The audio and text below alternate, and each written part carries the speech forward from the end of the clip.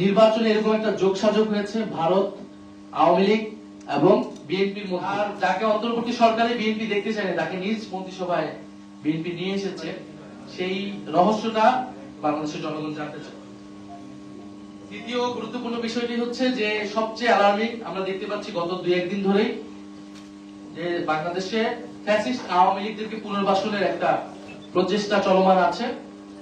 বিভিন্ন জেলা উপজেলায় আওয়ামী লীগের কার্যালয় খুলে দেওয়া হচ্ছে এবং মিডিয়াগুলোতেও কিছু কিছু মিডিয়া সেটাকে ব্যাপকভাবে প্রচার করছে, এমন ভাবে যেন উৎসাহ দেওয়া হচ্ছে। আওয়ামী লীগ কিন্তু কার্যত এবং আইনত নিষিদ্ধ একটি সংগঠন এবং তার বিচার প্রক্রিয়া চলমান আছে। ফলে এই বিচার প্রক্রিয়া চলমান অবস্থায় আওয়ামী লীগের কার্যক্রম সম্পূর্ণরূপে নিষিদ্ধ, মিডিয়া সেটা প্রচার করতে পারে না, প্রশাসন কোনোভাবেই সেটাকে প্রশ্রয় দিতে পারে না। এই যে আওয়ামী লীগের কার্যালয়গুলো খোলা হচ্ছে এবং আওয়ামী লীগকে প্রশ্রয় দেওয়া হচ্ছে, আমরা মনে করি না এটা অটোমেটিক ভাবে হচ্ছে। এটা অবশ্যই এই নতুন সরকারের প্রশাসনের এবং সরকারি দলের প্রশ্রয় এটা হচ্ছে, তাদের কাছ থেকে গ্রিন সিগন্যাল ছাড়া আওয়ামী লীগ এটা করার সুযোগ বা সাহস পেত না। গত 1.5 বছর কিন্তু প্রশাসন অনেক জায়গায় ব্যর্থ হলেও জনগণ কিন্তু প্রতিরোধ করেছে। রাজনৈতিক ফ্যাসিবাদ বিরোধী রাজনৈতিক কর্মীরা সেটা প্রতিরোধ করেছে।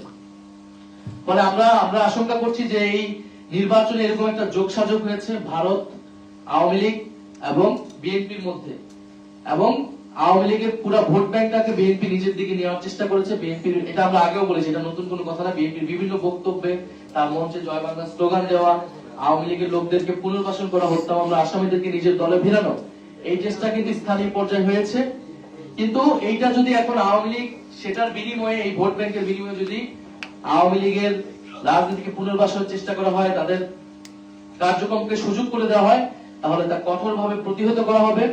আমরা প্রশাসনের প্রতি আহ্বান জানাবো যে 8টি বা 9টি জেলায় আওয়ামী লীগের জেলা কার্যালয় তারা খুলেছে, সেটা কিভাবে হয়েছে আমরা তার জবাব দিতে চাই এবং অবিলম্বে সেটা প্রশাসনিক ভাবে আইন শৃঙ্খলা বাহিনীর দায়িত্ব সেই কার্যালয় বন্ধ করা। যদি তারা ব্যর্থ হয় তাহলে আমরা কিন্তু রাজনৈতিক ভাবে প্রতিরোধের ডাক দেবো সারা বাংলাদেশে, এবং সেটার জন্য কিন্তু এই সরকারকেও আমরা কিন্তু কাজ করে দাঁড়াবো এই ফ্যাসিস্টদেরকে পুনর্বাসনের দায়।